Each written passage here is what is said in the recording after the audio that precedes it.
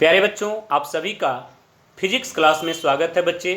आज का हमारा लेक्चर होगा कार्बन प्रतिरोधों के लिए वर्ण कोड। तो कार्बन प्रतिरोधों के लिए जो वर्ण कोड होते हैं उसके बारे में आप लोग समझ लें कि विद्युत तथा इलेक्ट्रॉनिक में उपयोग आने वाले प्रतिरोध कई प्रकार के हो सकते हैं, जैसे तार आबद्ध प्रतिरोधक और कार्बन प्रतिरोध इत्यादि। मैं आपको बता दूं कि कार्बन प्रतिरोधक यानी कि कार्बन प्रतिरोधक और तार आबद्ध प्रतिरोधक। तो तार आबद्ध प्रतिरोधक क्या होते हैं, मैं इसको आपको बता दूं कि तार आबद्ध प्रतिरोधक कम प्रतिरोध वाले होते हैं। इनसे अधिक बड़े प्रतिरोध नहीं बना सकते। अधिक मान के प्रतिरोध बनाने के लिए बच्चे कार्बन प्रतिरोध उपयोग में लाए जाते हैं। आगे बात समझ में, अधिक मान के प्रतिरोध बनाने के लिए कार्बन प्रतिरोध उपयोग में लाए जाते हैं। ठीक है, तो आपको यहां पे स्क्रीन पर आपको दिख रहा है कि विद्युत और इलेक्ट्रॉनिक परिपथों में प्रयुक्त प्रतिरोधों का परिसर बृहत होता है। उच्चतर परिसर के प्रतिरोधक मुख्यतः कार्बन से बनाए जाते हैं। कार्बन के प्रतिरोधक सुसंगत तथा सस्ते होते हैं, इसलिए इलेक्ट्रॉनिक परिपथों में व्यापक रूप से उपयोग किए जाते हैं। कार्बन प्रतिरोध अमाप में छोटे होते हैं, अतः उनके मान वर्ण कोड के द्वारा व्यक्त किए जाते हैं बच्चे। ठीक है, स्क्रीन पर आपको इमेज दिख रहा है, यहाँ पर 4 पट्टियाँ दिख रही हैं। ठीक है, प्रथम, द्वितीय, तृतीय और चतुर्थ, ये पट्टियां आपको दिखाई दे रही हैं। अभी मैं आप सभी को बताऊंगा प्रथम 2 पट्टी क्या है, तीसरी क्या है और चौथी क्या है। बात समझ में आ रहा है? तो यहां पर आप लोग जान जाएं कि वर्ण कोड की जो सारणी है मैं आपको स्क्रीन पर दिखा रहा हूं, उस वर्ण कोड की सारणी को आप सभी को याद करना है, उसके बारे में जानना है। ठीक है, तो वर्ण कोड की सारणी आपको स्क्रीन पर दिख रही है। यहाँ पर ब्लैक दिख रहा है, ब्राउन, रेड, ऑरेंज, येलो और ग्रीन, ब्लू, वायलेट, ग्रे और यहाँ पर देख लें वाइट। ठीक है, और यहाँ पर गोल्ड और सिल्वर और नन। इसके बारे में मैं अभी आप सभी को डिटेल में बताऊंगा बच्चे। ठीक है, तो आपको याद कैसे करना है यहाँ पर देख लें। एक मैं आप सभी को ट्रिक बता रहा हूँ, उसके माध्यम से आप लोग याद करेंगे।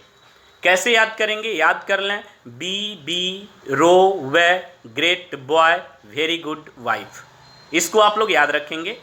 बी यानी कि बी का मतलब हो गया बच्चे ब्लैक, और ब्लैक का डिजिट क्या आपको दिख रहा है स्क्रीन पर, 0।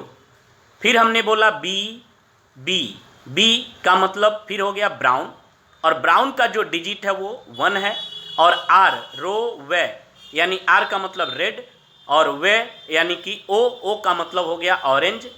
ठीक है, और फिर उसके बाद आप लोग देख लें येलो, ग्रीन, ब्लू, वायलेट और ग्रे। इन सब का डिजिट दिया हुआ है, स्क्रीन पर आपको दिख रहा है, और इसके टॉलरेंस भी दिए हुए हैं यानी कि सहनशीलता। आप सभी को उसको नोट करना है। यानी कि अब यहाँ पर आप लोग इस सारणी को अच्छे से देख लेंगे। अभी हम एक क्वेश्चन आपको दिखाते हैं, उसके आधार पे आगे आप लोग तैयार करेंगे। ठीक है, तो यहाँ पर बच्चे कार्बन प्रतिरोध का यहाँ पर स्क्रीन पर आपको इमेज दिख रहा है। इसमें आपको जैसे यहाँ कार्बन प्रतिरोध का मान कैसे आप ज्ञात करेंगे इसके बारे में हमने यहाँ पर एक क्वेश्चन दे रखा है, आप लोग ध्यान से देखेंगे। एक कार्बन प्रतिरोधक पर चित्र के अनुसार रंगीन पट्टियाँ बनी हैं, इसका प्रतिरोध क्या होगा? तो यहाँ पर आपको चित्र दिख रहा है, इसमें प्रथम पट्टी जो दिख रही है बच्चे, यानी कि प्रथम जो धारी दिख रही है आपको पीला है, और द्वितीय जो दिख रही है वो बैगनी है, और तृतीय जो दिख रहा है वो भूरा है, और चतुर्थ जो दिख रहा है वो सुनहरा है, गोल्ड है। तो अब इसको आप लोग कैसे तैयार करेंगे इसके बारे में समझ लें। जो प्रथम 2 पट्टी है दिख रही है पीला और बैगनी, ये प्रतिरोध को व्यक्त करते हैं, और तीसरी जो पट्टी होती है वह 10 के घात के रूप में होती है। ठीक है। और चौथी जो पट्टी होती है यानी उसकी जो टॉलरेंस जो होती है, सहनशीलता जो होती है, वो आपको अभी मैं स्क्रीन पर बता रहा हूँ, दिखा रहा हूँ। गोल्ड की जो टॉलरेंस होती है, सहनशीलता जो होती है, वो ±5% होती है। तो इसको कैसे लिखना है आप यहाँ देख लें। आप लिखेंगे कि हम जानते हैं कि वर्ण कोड के अनुसार पहली जो दो धारियाँ ओम के प्रतिरोध के पहले दो सार्थक अंकों को निर्देशित करती हैं तथा तीसरी धारी दशमलव के गुणक को निर्देशित करती हैं, और अंतिम धारी जो होती है वह जो टॉलरेंस होता है यानी कि अंतिम जो चौथी पट्टी जो होती है वो टॉलरेंस को निर्देशित करती है यानी कि सहनशीलता को निर्देशित करती है। अब चूंकि अंक यानी कि यहाँ पर हम डिजिट को देखेंगे, पहला क्या दिया हुआ है, पहली धारी की जो पट्टी है वो पीला है, तो पीले का आप सारणी में देखें येलो जो है वो 4 नंबर पे है। ठीक है, येलो किस नंबर पे है दिख रहा है आपको, 4 नंबर पे है। तो यहाँ पर आपको प्रश्न में पहली जो पट्टी है वो पीला है तो 4 लिख लेंगे, और दूसरा क्या है, बैगनी है, तो बैगनी का यहाँ पर देखेंगे, बैगनी का आप लोग देखेंगे यहाँ पर वायलेट का 7 दिख रहा है, तो आप इसको 7 लिख लेंगे, यानी कि 4 और 7 हो गया। पीला का आपने यहाँ पर देखा, पीला 4 है और जो बैगनी है वो क्या है, 7 है, तो यहाँ पर लिख लेंगे आप, इस पे देखेंगे 4 7, देखिए यहाँ पर आपका हो गया 4 7। और तीसरा जो रंग है वो भूरा है, तो भूरे को हमने बताया ना कि जो तीसरा रंग है भूरा, उसको 10 के घात के रूप में लिखते हैं। तो भूरे रंग का जो डिजिट है उसको देख लें क्या है, यहाँ पे ब्राउन आपको स्क्रीन पर दिख रहा है, तो ब्राउन का जो डिजिट है वो 1 है, तो इसको 10 के पावर के रूप में लिखेंगे बच्चे, आगे बात समझ में। और अंतिम जो पट्टी है वो गोल्ड है, सुनहरा है, तो सुनहरे का जो टॉलरेंस है यानी कि सहनशीलता है वो ±5% है। ठीक है, तो ऐसे आपको लिखना है, यहाँ पर आप प्रश्न देख लें। अब यहाँ पर कैसे इसको लिखेंगे, चूंकि पीले का अंक 4 है, अभी मैंने आपको सारणी में दिखाया, बैगनी का जो अंक है वो 7 है, अभी मैंने आपको सारणी में दिखाया, और तीसरा रंग भूरे रंग का है तो उसको 10 के घात के रूप में लिखेंगे, तो भूरे रंग का जो अंक है वो क्या है, 1 है, तो उसको 10⁻1 के रूप में लिखेंगे बच्चे। ठीक है, अतः प्रतिरोध का जो मान होगा वह क्या हो जाएगा, 4 7, यानी कि 4 का मतलब पीला और 7 का मतलब बैगनी, और तीसरी को 10 के पावर के रूप में लिखते हैं, तो यहाँ पर तीसरे जो रंग है वो भूरा है और उसका डिजिट क्या है, 1 है, उसको हम 10 के पावर 1 के रूप में लिखेंगे। तो अब हम इसको जब यहाँ पर 10 के पावर 1 हो गया और इसका जब 47 में मल्टीप्लाई करेंगे तो ये आपका हो जाएगा 470 ओम। आगे बात समझ में। अब बात कर लें कि जो सुनहरी धारी है यानी कि जो अंतिम जो पट्टी है यानी कि चौथी जो पट्टी है गोल्ड की है, तो उसकी जो टॉलरेंस है यानी कि सहनशीलता जो है वो 5% है। तो आप प्रतिरोधक का प्रतिरोध कैसे लिखेंगे, तो आप लिखेंगे कैपिटल R = 470 ओम ±5%, या बच्चे इसको ऐसे भी लिख सकते हैं, कैपिटल R = 47 × 10⁻1 और ±5%।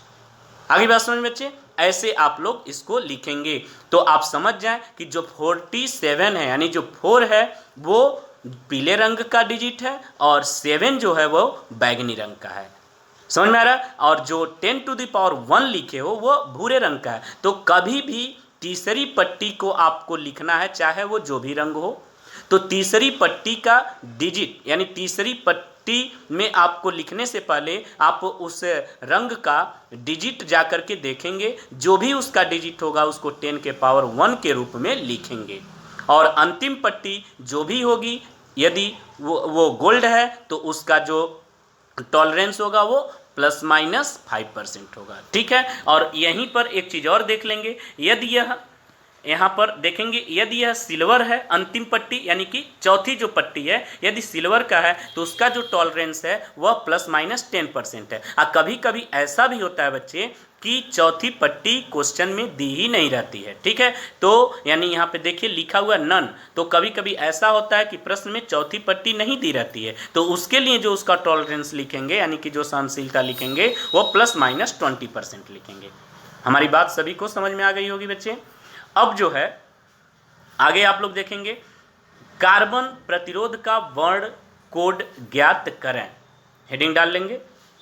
कैसे ज्ञात करते हैं उसको आप लोग नोट कर लें, स्क्रीन पर दिख रहा है आपको कि कार्बन प्रतिरोध प्रायः 4 विभिन्न रंगों की धारियां ए, बी, सी और डी पड़ी होती हैं।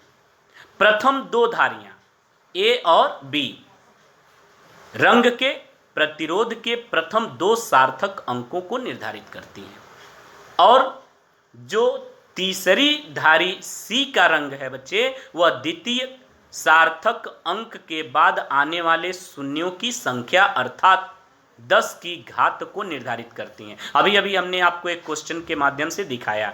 और जो चौथी धारी है डी का रंग उस प्रतिरोध के मान में संभावित त्रुटि को व्यक्त करती हैं। यह प्रायः श्वेत धारी यानी चांदी की अथवा सुनहरी धारी यानी कि सोने की होती है।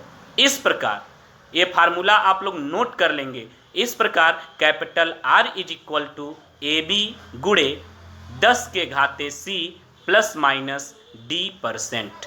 समझ में आ गया। अभी अभी ए बी यहाँ पर 4 विभिन्न रंगों की धारियां हैं। ए बी जैसे अभी आपने देखा, ए का मतलब अभी हमने एक जो यहाँ पर आप लोगों को दिखाया, ए का मतलब यहाँ पर पीला और बी का मतलब हो गया बैगनी, ठीक है, और सी का मतलब हो गया भूरा और डी का मतलब हो गया सुनहरा, जो आपको स्क्रीन पर दिख रहा है। तो आपको क्या करना है, इन रंगों का डिजिट देख करके और इस फार्मूले में रख देना है capital R is equal to A B गुणे 10 के घाते C प्लस माइनस D%। तो आपका आंसर आ जाएगा। आगे बात समझ बच्चे। अब एक एग्जाम्पल मैं आप सभी को दिखा रहा हूँ, स्क्रीन पर देख लें कि एग्जाम्पल है, यदि 4 रंग नारंगी, नीला और पीला और सुनहरा है तो प्रतिरोध का मान कैसे आप लोग लिखेंगे। तो देख लें, रंग क्या है, 4 रंग दिए हुए हैं नारंगी, ठीक है, नारंगी के बाद क्या है नीला, यानी नारंगी ए हो गया और नीला आपका बी हो गया। तो नारंगी का आप देख लें सारणी में नारंगी रंग का डिजिट क्या है, यहाँ सारणी में देखेंगे ऑरेंज का जो डिजिट है यानी नारंगी का जो डिजिट है वो 3 है। आगे बात समझ में। तो यहाँ पर आप लिखेंगे क्या, नारंगी वाले में यहाँ पर आप लिखेंगे 3 और नीले का डिजिट आपको देखना है। तो नीले के बाद आप ध्यान देंगे पीला सी है तो सी 10 के घात के रूप में जाएगा। बात समझ में आ रहा है। तो नीला जो है उसका डिजिट आप लोग देख लें, यहाँ पर नीले रंग का डिजिट देख लें, ब्लू का डिजिट जो है स्क्रीन पर आपको दिख रहा है 6। आगे बात समझ में। तो यह हो जाएगा। और येलो का जो डिजिट है बच्चे वो 4 है, तो वो आपका जाएगा 10 के पावर के रूप में। ये बात समझ में आ रहा है। तो यहाँ पर देखेंगे, यहाँ पर आपको दिख रहा है बच्चे कि नीला पीला, ठीक है। तो नारंगी का भी मैंने आपको सारणी में दिखाया 3 है, ठीक है, नारंगी का क्या है 3 है और नीले का क्या है 6 है और तीसरी जो है वो पीला है। तो पीला का आपको डिजिट दिखा है, यहाँ पर स्क्रीन पे देख लें, पीले का जो डिजिट है वो क्या है 4 है, तो यह 10 के पावर के रूप में जाएगा। अभी जो मैंने आपको फार्मूला बताया है, यहाँ पर आपको स्क्रीन पर फार्मूला दिख रहा है R is equal to A B गुणे 10 to the power C plus minus D%। तो यहाँ पर 10 के पावर क्या हो जाएगा 4 ओम हो जाएगा। बात समझ में आ रहा है। तो उम्मीद करता हूँ कि आप लोगों को समझ में आया होगा, आप लोग अच्छे से तैयार करेंगे, ठीक है। ऐसे ही आप लोग नोट्स बना करके इसको तैयार करेंगे बच्चे। तो आज के लेक्चर में बस इतना ही।